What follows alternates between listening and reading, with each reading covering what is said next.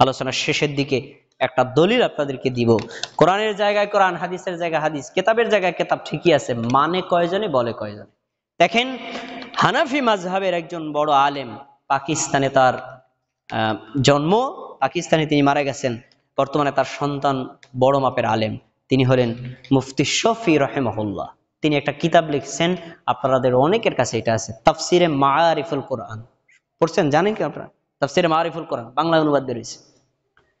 তাফসিরে মাআরিফুল কোরআন সৌদি থেকে যেটা প্রেস হয়েছে, সেটার 35 নম্বর পৃষ্ঠায় সূরা বাকারা 41 নম্বর আয়াতের তাফসিরটা খুলে দেখেন। এটা কোনো আহলে হাদিস আলেমদের লেখা না, মনে রাখেন, হানাফি একজন বড় আলেমের লেখা।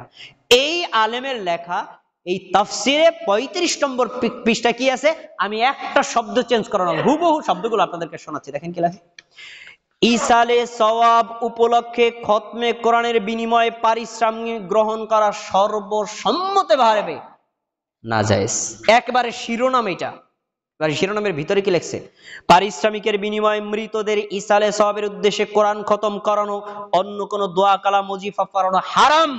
এখন যেহেতু পারিশ্রমিকের বিনিময়ে কোরআন পড়ানো হারাম, যে পড়ছে এবং যে পড়াবে তারা উভয়ই গুনাহগার হবে। তাহলে টাকার বিনিময়ে হাফিজি ছাত্রদেরকে আইনা, হুজুরদেরকে আইনা আপনি কোরআন খতম করাবেন আর বাবার কবরে নাকি পৌঁছে দিবেন? স্পষ্ট লেখা, যে করবে সেও গুনাহগার, যেও করাবে সেও গুনাহগার। এখন বলছে উভয়ে যেহেতু গুনাহগার, বস্তিত যে পড়েছে সেই যেহেতু কোনো নেকি পাচ্ছে না, তখন মৃত আত্মার নিকটে কি পৌঁছাবে? আপনার কাছে প্রশ্ন রাখছে, নেকি তো হলোই না, এখন কবরে যাবে কি? আচ্ছা এবার শোনেন, কবরের পাশে কোরআন পড়ানো বা পারিশ্রমিকের বিনিময়ে কোরআন খতম করানোর রীতি সাহাবী, তাবী এবং প্রথম যুগের উম্মতগণের দ্বারা কোথাও প্রমাণিত নাই, কোরআনেও নাই, হাদিসেও নাই। সাহাবীদেরা করেন নাই, তাবীরা করেন নাই, তাবী করেন নাই, চার মাযহাবের ইমামরা করেন নাই। সুতরাং এগুলো নিঃসন্দেহে বিদআত। একেবারে শব্দটা এখন ওখানে আছে, আমি কোট করছি, একটা শব্দ পাল্টাইনি। তাহলে এগুলো করা বেদাত, এটা কি আহলে হাদিস আলেমের ফতোয়া না হানাফি আলেমদের ফতোয়া? তারাই মানে না। আপনি ফতোয়া বলবেন এই আহলে হাদিসের কথা কে মানে? মানে না। তাহলে মৃত ব্যক্তি মৃত্যুবরণ করার পর কোন ব্যক্তিকে দিয়ে কোরআন খতম করানো অথবা মিলাদ পড়ানো বা এইভাবে যে আয়োজনগুলো করা হয়, এগুলো বিদআত, এগুলো করা যাবে না। শুধু কি এগুলো, আরো অনেক কিছু করে না, যেমন ধরেন চেহলাম, কুলখানি, কোরআনখানি, ফাতিহা শরীফ, বেসাল শরীফ, ওরস শরীফ, সবিনা খতম, শেফা খতম, মিলাদ পড়ানো, আর অনেক কিছু করে, এগুলো সবই বিদআত। এগুলো করলে নেকি তো হবে না, উল্টা আরো গুনাহ হবে। তিনটা কথা বলে আমার আলোচনা শেষ করছি, মোস্ট ইম্পর্টেন্ট কথা। এক, এই কাজগুলো হয়েছে কিভাবে? এক নম্বর, অর্ধ শিক্ষিত কিছু পকেট পূজারী হুজুরদের মাধ্যমে এগুলো চালু হয়েছে, যারা না জানে কোরআন, না জানে হাদিস, না জানে ইসলামী শরিয়ত, না জানে সুন্নাত, না জানে বিদআত, এরাই এটা চালু করেছে। আর বাপ দাদার রীতির প্রচলন দেখিয়ে এটা টিকে আছে। যখনই নিষেধ করবেন, আব্দুল হান্নান কইছে তো ঠিকই, কিন্তু বাপ দাদার আমল তো করিয়েতেছি, এরকম বলে নাকি? বলে না। বাপ দাদার দোহাই দিয়ে এগুলো করছে। আরেকটি হলো লৌকিকতার মাধ্যম। আপনার বাবা মারা গেছেন, আপনি 1 লক্ষ টাকা খরচ করে গরু কেটে খাওয়াইতেছেন, আমি বললাম কি এইগুলো কোরআন হাদিসে নাই, এগুলো বেদাত, আপনি করেন না, আপনি বরং এই টাকাটা আল্লাহর রাস্তায় দান করে দেন। তখন উনি বললি কি জানেন ভাই, আমার বাবা কোটিপতি, আমার জন্য কোটি কোটি টাকা রেখে গেছে, আমি যদি আমার বাবার জন্য কিছু না করি এলাকার লোকেরা করবে কি? সন্তান রেখে গেছে, বাবার জন্য 2 টাকা খরচও করলো না, যার ফলে আমাকে গরু কেটে খাওয়াইতে হইতেছে। তার মানে আসলে নাকি না, উদ্দেশ্য সমাজকে সন্তুষ্ট করা। বাস্তব না অবাস্তব? বাস্তব। লৌকিকতার মাধ্যম, এগুলোর মাধ্যমে কোনো নেকি আশা করা যায় না। এরপরে আসুন, দোয়ার সাথে খাবারের কোনো সম্পর্ক নাই।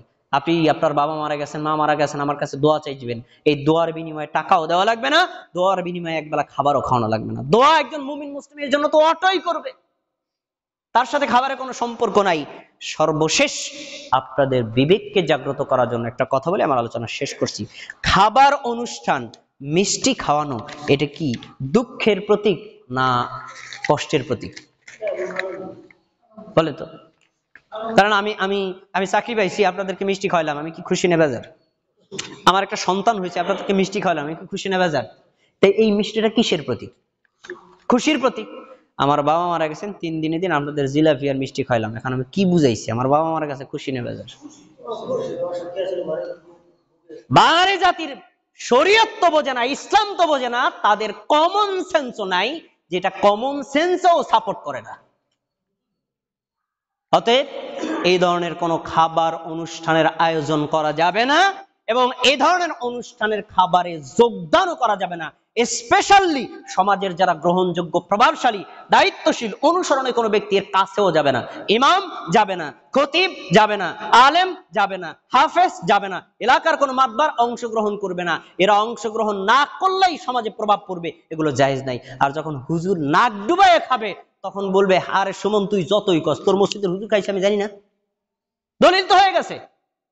এজন্য ইসলামী শরীয়তের এই বেদাত গুলো টিকে আছে এই অর্ধ শিক্ষিত, ঈমান যাদের কম আছে তাদের মাধ্যমে।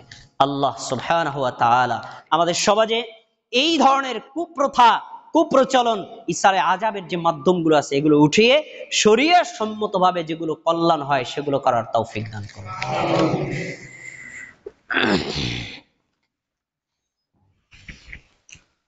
إن الحمد لله نحمده ونستعينه ونستغفره ونؤمن به ونتوكل عليه ونعوذ بالله من شرور أنفسنا من يهدي الله فلا مضل له ومن يضلله فلا هادي له وأشهد أن لا إله إلا الله وأشهد أن محمدا عبده ورسوله فيا أيها المسلمون قال الله تبارك وتعالى في القرآن المجيد أعوذ بالله من الشيطان الرجيم بسم الله الرحمن الرحيم إن الله وملائكته يصلون على النبي يا أيها الذين آمنوا صلوا عليه وسلموا تسليما اللهم صل على محمد وعلى آل محمد كما صليت على إبراهيم وعلى آل إبراهيم إنك حميد مجيد اللهم بارك على محمد وعلى آل محمد كما باركت على إبراهيم وعلى آل إبراهيم إنك حميد مجيد হে আল্লাহ, আপনি আমাদের খুতবাকে কবুল করে নিন, আমাদের সালাতকে কবুল করে নিন, আমাদের ফরজ, ওয়াজিব, সুন্নাত, মুস্তাহাব সব ধরনের আমলগুলো কবুল করে নিন। আমলের মধ্যে আমরা যে সকল শিরক বেদাত জেনে অজেনে করেছি, আল্লাহ আমাদের এই পাপগুলো ক্ষমা করে দিন। রব্বুল আলামিন আপনি আমাদের দোয়া এবং দাওয়াকে কবুল করে নিন।